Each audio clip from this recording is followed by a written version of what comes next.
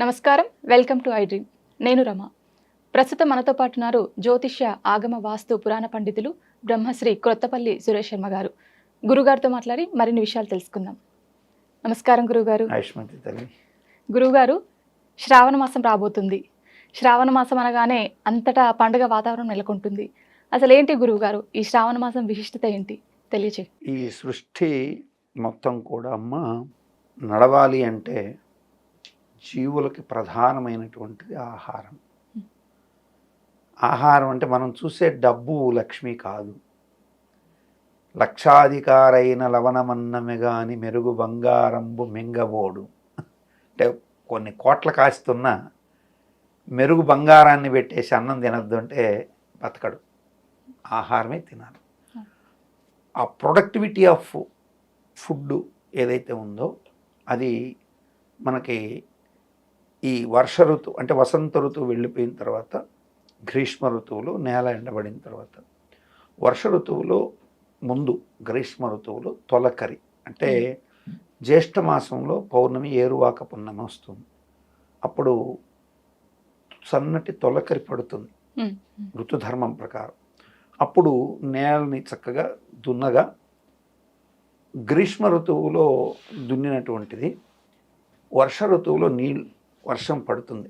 ఈ వర్షంలో గురించి శ్రీ సూక్తం అంటే లక్ష్మీదేవికి సంబంధించినటువంటి దాంట్లోనే వర్షాన్ని గురించి ఒక అద్భుతమైన చెప్పాడు. వర్షంతు తే విభావరి దివో అప్రస్య విద్యుత రోహంతు సర్వ బీజాని న్యవబ్రహ్మత్ దిశోజయి అన్నాడు. అంటే అవి ఫలిస్తాయి. ఎప్పుడైతే వర్షం పడిందో భూమిలో ఉన్నటువంటి అన్ని రకాల పంటలు ఫలిస్తాయి. లక్ష్మి అన్న శబ్దంలో లా అన్నటువంటి శబ్దం లక్ష్మి అయితే రెండో అక్షరం ష్మా ఏదైతే ఉన్నది భూమి. లక్ష్మి అంటే భూమి అని అర్థం. ఆ భూమిలో నుంచే మీరు చక్కగా తినే ఆహారం దగ్గర నుంచి, మీరు వేసుకున్నటువంటి బట్టల దగ్గర నుంచి, ధరించే ఆభరణాల దగ్గర నుంచి, పీల్చేటువంటి ప్రాణవాయువు ఆక్సిజన్ కూడా భూమి కారణం. సో భూమి లక్ష్మీ స్వరూపం. భూమి లేక లక్ష్మి లేదు, లక్ష్మి లేక భూమి లేదు. కాబట్టి వెంకటేశ్వర స్వామి కలవలో వెంకటేశ్వర స్వామిలో ఇటువైపు భూదేవి, ఇటువైపు శ్రీదేవిని కూడా పెట్టుకున్నారు. ఈ అయనం ప్రారంభమైన తర్వాత ఉత్తరాయణం వెళ్ళిపోయి దక్షిణాయనంకు టర్న్ తీసుకునేటప్పుడు మొట్టమొదట మహావిష్ణువుకి అత్యంత ప్రీతికరమైనటువంటి తొలి ఏకాదశి పండగ వస్తుంది. ఇక్కడి నుంచే లక్ష్మీ అనుగ్రహం కోసం మహర్షులు పీఠాలను పెట్టుకున్నటువంటి స్వామీజీలు మీరు వింటుంటారు, చాతుర్మాసంకి వెళ్ళిపోతారు. ఏమిటి చాతుర్మాసం వీళ్ళు చేసేదంటే ఈ 4 నెలలు లోకంలో ఒక సామాన్య గృహస్థుడు చేయలేనటువంటి పనులు.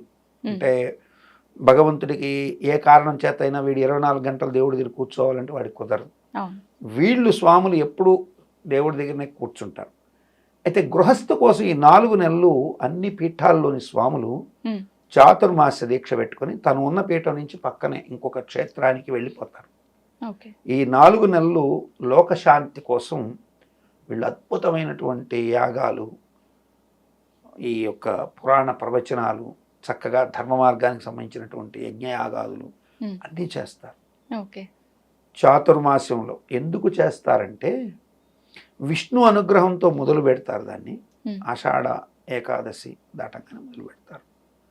అక్కడి నుంచి మొదలుపెట్టినప్పుడు ప్రొడక్టివిటీ ఆఫ్ రూపం ఏదో లక్ష్మీదేవి అనుకున్నాం కదా, ఆమె ఎక్కడొస్తుందంటే ఈ వర్ష ఋతువులో ఫలింపులో వస్తుంది. అందుకని మనకి వరలక్ష్మి అంటే వరాలు ఇచ్చే లక్ష్మి అంటే భూమే, వేరే ఏం కాదు. చక్కగా రియల్ ఎస్టేట్ రూపంలోనూ డబ్బులు ఇస్తుంది, బంగారం రూపంలోనూ డబ్బులు ఇస్తుంది, పండిన పండ్ల రూపంలో ధనం ఇస్తుంది, పీల్చే ఆక్సిజన్ కూడా సిలిండర్ చేసి అట్ట కూడా ధనం ఇస్తుంది. అన్ని రకాలుగా పెట్రోల్ కెమికల్స్ కావచ్చు, ఇంటికి సంబంధించిన సిమెంట్ తయారు చేసేటువంటి లైమ్ స్టోన్ కావచ్చు, ఇసుక కావచ్చు, సమస్తం లక్ష్మీప్రదం అని గుర్తించి ప్రజలు లక్ష్మి అనేటువంటి శబ్దంలో లా అంటుంటే లక్ష్మి అయితే, ష్మా అంటే భూమిని, లక్ష్మి అంటే అర్థం అదని గుర్తించారు. దేవీ నవావరణ కల్పం లం సర్వ ఐశ్వర్య ప్రదాయిని, క్ష్మా క్షం, క్షం అంటే క్షా ఉంది కదా, లక్ష్మిలో క్షా ఉంది. క్షం సర్వ ఈప్సిత ప్రదాయిని, మం సర్వ సౌభాగ్య ప్రదాయిని. ఎప్పుడైతే ప్రొడక్టివిటీ బాగా ఉంది, చక్కగా పండిన పంటలు బాగున్నాయి, భర్త బాగుంటాడు, చక్కగా పంటలు బాగా వస్తే వాడు హాయిగా ఉంటాడు. సో అందుకోసమే ఈ దక్షిణాయనంలో ప్రొడక్టివిటీని రక్షించేందుకోసమే అనేకమైనటువంటి పూజలు జరుగుతుంటాయి. ఓకే.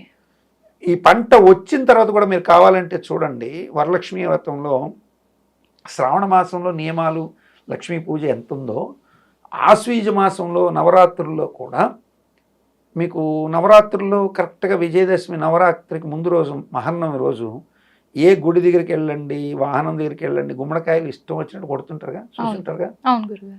ఇప్పుడు గుమ్మడికాయలు అంటే ఇట్లా కొట్టేస్తున్నారు, కుంకుమ పోసి ఏదేదో పోసి. కానీ పూర్వం రోజుల్లో ఎలా కొట్టేవాళ్ళు అంటే ఆ గుమ్మడికాయలో పసుపు సున్నాన్ని కలిపి వసంతాన్ని పోసేవాళ్ళు. పోసి ఆ గుమ్మడికాయలు కట్టి నిమ్మకాయలు కూడా కట్ చేసి నేల మీద పిండితే ఇవి భూమిలో పడ్డప్పుడు సున్నము పసుపు ఈ నిమ్మరసం కలిపి ఒక కెమికల్ రియాక్షన్ భూమిలో జరిగితే పంటని నాశనం చేసేటువంటి కొన్ని రకాల పురుగుల్ని చంపేసేది. అటువంటి అద్భుతమైనటువంటి మూలం ఉంది. మరి ఇక్కడ వరలక్ష్మీ వ్రతం ఎందుకు అంటే ఈ పంటలను రక్షించేటువంటి వరాలు ఇచ్చేటువంటి లక్ష్మీ స్వరూపం భూమిలో ఉందని గుర్తించి ప్రజలు భర్తకి సౌభాగ్యం కలపడం కోసం గాను అమ్మవారిని ఆరాధించమని చెప్పింది. ఈ శ్రావణ మాసంలోనే మీరు చూస్తే వర్షం ఎప్పుడు పడిందో అక్కడే పాములు ఇవన్నీ బయటకు వచ్చేస్తున్నాయి. సో ఈ పాముల వల్ల అంటే స్థావర జంగమాలు అంటారు, తేళ్ళు పాములు వర్షం పడ్డప్పుడు బయటకు వచ్చేస్తుంటాయి. అవి ఎక్కడ కాలం కాని కాలంలో భర్తని ఎక్కడ అవి ముట్టుకోకూడదని గరుడ పంచమిని ఈ శ్రావణ మాసంలోనే గరుడిని ప్రార్థించి నాగపంచమి కూడా అదే రోజు చేస్తారు. ఇప్పుడు మనకి మొదటి శుక్రవారం రోజున పంచమి వచ్చింది. సో నాగపంచమి గరుడ పంచమి, ఈరోజు గరుడుని పూజించి నాగుల్ని పూజించి చక్కగా స్త్రీలు భర్తకి సౌభాగ్యం కలగాలని ప్రార్థిస్తే గ్రహపరమైన దోషాలు ఇటువంటి సర్పబాధలు కావచ్చు ఇవన్నీ కూడా తొలగిపోతాయి అనేది దాని అర్థం. అయితే గురువుగారు ఈ శ్రావణ మాసంలో ప్రత్యేకంగా పూజా విధానం ఏ విధంగా ఉండాలి, అదేవిధంగా శ్రావణ శుక్రవారం కావచ్చు మంగళవారం కావచ్చు స్పెషల్గా పూజలు చేస్తూ ఉంటాము, ఆ పూజా విధానం ఏ విధంగా ఉండాలి? మామూలుగా ప్రత్యేక మాసాల్లో ఈ వరలక్ష్మి వ్రతం ఉన్నటువంటి శ్రావణ మాసం ఉంది. ఎందుకు ఉంది అంటే దక్షిణాయనం అంటే ఆషాఢం ముగియగానే అమ్మవారికి శక్తి ప్రధానమైంది కదా. జీవులకి ఇప్పుడు మీరు ఒక జస్ట్ మీ ఒక వేలు కదలాలన్నా మీలో కలగాలనేటువంటి శక్తి మెదడులోకి రావాలి, దానికి ఆ శక్తి చేతిలోకి వచ్చి కదిలిచ్చేటట్టుగా ఆ ఎనర్జెటికల్స్ లెవెల్ పనిచేయాలి. ఈ శక్తి ప్రధానమైనటువంటి పూజలకి ఆద్య మాసం లక్ష్మీదేవి. సో ఇక్కడ శ్రావణ మాసంలో గనక అమ్మవారిని ఆరాధించే పని పెట్టుకుంటే శ్రావణం భాద్రపదం ఆశ్వీజం ఈ 3 మాసాలు గురువు అనుగ్రహంతో ఉపదేశ మంత్రాలు తీసుకొని అమ్మవారికి పూజలు చేయడం ద్వారా మంచి శుభాన్ని పొందొచ్చు. అయితే ఇక్కడ చాలామంది ఏంటంటే ఉపదేశం అనగానే వీళ్ళకి ఏమైపోతుందంటే ఏదో ఉపదేశం తీసుకున్నాం కాబట్టి వెంటనే భార్యాభర్తలు కలవకూడదు, మంచాల మీద పండుకోకూడదు, భూషైనం ఉండాలి, రైట్. ఎవరికంటే మగవాళ్ళకి ఆ నియమాలు కొన్నిట్లో ఉన్నాయి, అన్నిట్లో లేవు. స్త్రీలకి శ్రావణ మాసంలో లక్ష్మీదేవి గౌరీదేవి అనుగ్రహం పొందడం, మంగళగౌరి మంగళవారం, శుక్రవారం వరలక్ష్మి వ్రతం, లక్ష్మీ పూజలన్నీ శుక్రవారం జరుగుతాయి, గౌరీ పూజలన్నీ మంగళవారం జరుగుతాయి. లక్ష్మీ గౌరీలు ఎందుకు పూజ చేయాలి అంటే ప్రధానంగా మీరు బాగా చూడండి, వివాహ తంతులో భార్యాభర్తల్ని లక్ష్మీనారాయణులు అంటారు. లక్ష్మీనారాయణులు అంటంలోని అర్థం ఏంటి అంటే ఈమె లక్ష్మీ స్వరూపం, ఆయన వరుడు నారాయణ స్వరూపం. మరి నారాయణుడికి సంబంధించినటువంటి శ్రవణ నక్షత్రంలో పౌర్ణమి వస్తుంది, శ్రావణ పౌర్ణమి. సో ఈ శ్రవణ నక్షత్రానికి అధిపతి విష్ణు. సో విష్ణు అంటే మహావిష్ణు సాక్షాత్ లక్ష్మీనారాయణులే.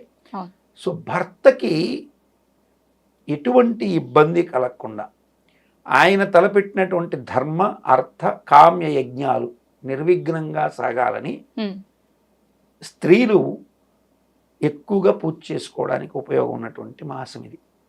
ఎందుకు మంగళవారం చేయాలి, ఎందుకు శుక్రవారం చేయాలి? జ్యోతిష్య శాస్త్ర ప్రకారం మంగళవారానికి అధిపతి కుజుడు, శుక్రవారానికి అధిపతి శుక్రుడు. సో మంగళ శుక్రవారాలకి అధిపతులైనటువంటి కుజ శుక్రుల వల్ల శుక్రాంగార దోషాలు ఏర్పడితే భార్యాభర్తల మధ్య అన్యోన్యతలు దెబ్బతినచ్చు, లేదా కుజదోషాలు లాంటివి ఉంటే భర్తకి ఆపదలు సంభవించవచ్చు. మన కంటికి తెలియనటువంటి అన్విజిబుల్ అంటే జ్యోతిష్ శాస్త్రంలో కూడా కనపడనటువంటి కొన్ని రకాల గ్రహదోషాల వల్ల భర్తకి ఏదైనా హాని జరగచ్చు. అందుకని వంశాభివృద్ధి కోరుకుంటూ లక్ష్మీదేవికి పూజ చేసుకొని అమ్మ మంచి సంపత్తులు నా భర్తకి ఇవ్వమని వేడుకుంటారు. చూడండి, మంచి సంపదలు ఇవ్వమని నా భర్తకి మంచి వ్యాపారం అభివృద్ధి చేయండి అని కోరుకుంటారు. గౌరీదేవి దగ్గరికి వచ్చేసరికి సంపద కోరరండి. చక్కగా కత్తి ఒకటి పెట్టి వతకథం చెప్పుకుని పొడవలు పెట్టుకొని దీపపు కాంతి పెట్టుకొని దాంట్లో ఆ అంజనం తీస్తారు, అంటే కాటుకలాగా తీసి దాన్ని కళ్ళకి ధరిస్తారు తిలకంలాగా. ఆ సమయంలో గౌరీదేవికి పెట్టే ప్రసాదంలో శనగలు నానబోసి పెడతారు, బియ్యపు ఏదైతే పిండి ఉందో దాన్ని పెడతారు. ఎందుకు శనగలు పెట్టాలి అంటే శనగలు గురువుకి కాబట్టి, అంటే పుత్రుడు భర్తకి అన్యోన్య దాంపత్యం కలుగుతూ భర్త ద్వారా మంచి సంతాన వృద్ధి కలగాలి అని. కొత్త కోడలు దృష్టి దోషాలు నా భర్తకి నా కళ్ళల్లో, నేను గౌరీ స్వరూపంగా భావించి నా కళ్ళల్లో పెట్టుకుంటున్నాను కదా కాటుకలాగా, నా భర్తకి నేను వెళ్ళేటప్పుడు ఎదురు వచ్చినప్పుడు నన్ను చూడడం ద్వారా బయటికి వెళ్ళినప్పుడు వచ్చేటువంటి నెగిటివ్ ఐ ఇంపాక్ట్స్ ఆయన మీద పడకుండా నాకు కాపురం చక్కబడాలి, ఆయన మీద ఇతరుల స్త్రీల దృష్టిలు పడకూడదు, నాకు మంచి పిల్లలు పుట్టాలి. మళ్ళీ ఈ కత్తి ఏదైతే ఉందో అది శౌర్యానికి ప్రతీక. నా భర్త ఆత్మాభిమానం ఎక్కడ దెబ్బతినకూడదు, ఆయన యోగంగా ఉండాలి. ఇన్ని రకాల కోరికలన్నీ కలిపి వెనకటికి ఒక శెట్టి గారు అందరూ వరాలు కోరుకున్నారట, కానీ ఒక శెట్టి గారు శ్రేష్ఠి వణికుడు ఆయన కోరాట. వైశ్యుడు ఏం కోరాడంటే దేవుడిని ఒకటే కోరికలు అన్నీ కలిపేసి కోరాడు. ఏం కోరాడంటే, నేను నా కష్టార్జితంతో కట్టుకున్న 7 అంతస్తుల మేడలో నా మునిమనవడిని ఎత్తుకొని బంగారపు గిన్నెలో పాలన్నం కలిపి వాడు నోట్లో పెడుతుండగా నా పక్కన నా భార్య చక్కగా కూర్చుని ఉండగా తూగుతూ ఉయ్యాల మీద నేను ఊగుతూ ఉండాలి అని కోరుకున్నాను. ఒకేసారి అన్ని కోరికలు మొత్తం. సో కోరికలు అలా కోరాలి తెలివిగా భగవంతుడిని. ఒక్క కోరికే కానీ చాలా పెద్దగా ఉంది. అంటే నేను బాగా మనవలతో ఉండాలి అంటే అర్థమైంది, నువ్వు బతకాలి. నా భార్య పక్కన ఉండగా ఉయ్యాల్లో కూర్చోవాలంటే స్థిమితంగా ఉంటేనే ఉయ్యాల్లో కూర్చోవాలి. అట్లాంటి ధర్మబద్ధమైన కోరికది. అమ్మవారిని అలా కోరుతుంది. అంతేగాని భగవంతుడు కనపడగానే నాకు ఈ పూటకి సంపద ఇచ్చేయి, డబ్బులు ఇచ్చేయి అని కోరకూడదు. చిరకాల యశస్సు సౌఖ్యాన్ని ప్రసాదించమ్మా అని మంగళవారం రోజు కుజదోషాల వల్ల నా భర్తకి ఇబ్బందులు కలగకూడదు, శుక్రుడు ప్రభావితమై మా భార్యాభర్తల మధ్య లేనిపోని వైరాలు రాకూడదు, మంచి దాంపత్యం కలగాలని జ్యోతిష్ శాస్త్రంలోని ఈ 2 గ్రహాలను కూడా గమనించి దక్షిణాయనంలోనే భార్యాభర్తలకు ఎక్కువ వైరాలు వస్తుంటాయి.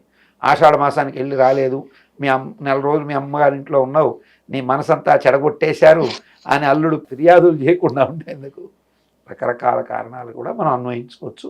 కానీ వాస్తవం అయితే స్త్రీకి భర్తకి ఎటువంటి ఇబ్బందులు రాకుండా చేసేందుకు తను సౌభాగ్యంగా ప్రశాంతంగా పిల్లలతో సౌఖ్యాన్ని కలిగి ఉండడం కోసం పెద్ద తరం ఒక వయసు వచ్చిన తర్వాత కూడా మంగళగౌరి వ్రతం. కొంతమంది ఏంటంటే మంగళగౌరి పెళ్ళి అవ్వగానే ఒక 3 వారాలు చేసి ఆపేస్తారు.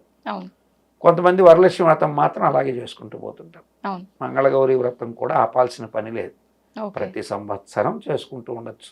మాకు తెలిసి మాకు గోదావరి జిల్లాలో ఒక ముత్తైదువుని చూశాను, 88 ఏళ్ళ ఆ వయసులో కూడా ఆవిడ మంగళగౌరి వ్రతం చేసుకుని కాళ్ళకి చక్కగా పసుపు పూసుకొని పండు ముత్తైదువుగా తెల్లటి జుట్టు పండిపోయి ఉంటే నుదుటన ఒక ₹1 కాసంత ఎర్రటి బొట్టు పెట్టుకొని చక్కగా కళ్ళకి కాటుక పెట్టుకొని మంగళగౌరి కాటుక, ముఖంలో తాంబూలం వేసుకోగా ఎర్రగా పండిన నాలిక, ఆ పెదాలతో కాళ్ళకి పారాణితో అక్షరాల అమ్మవారి స్వరూపంలాగా వస్తుంటే మెడలో నల్లపూసలు ధరించి ఆ భర్తకి సౌఖ్యాన్ని అలా సాధించుకుంది ఆవిడ. తమాషా ఏంటంటే వారిద్దరికీ పెద్ద సామ్యం లేదు, ఒకే ఇంచుమించుగా ఒక 10 రోజుల తేడాలో చనిపోయారు. సో అట్లాంటి అద్భుతమైనటువంటి జీవితం అమ్మవారు ప్రసాదిస్తుంది. స్త్రీలకి సంపత్తుని సౌభాగ్యాన్ని, పుత్రభాగ్యాన్ని, భర్తతో అన్యోన్యతని అన్నిటిని ఇస్తుంది. కాబట్టి ఈ శ్రావణ మాసంలో మంగళగౌరి, సంపత్ లక్ష్మి ఇరువురు వరలక్ష్మి స్వరూపంగా పూజ చేసుకోవడం శుభాన్ని కలిగిస్తుంది. నిజంగా చాలా చక్కగా వివరించారు గురుగారు. ధన్యవాదాలు. శుభమస్తు.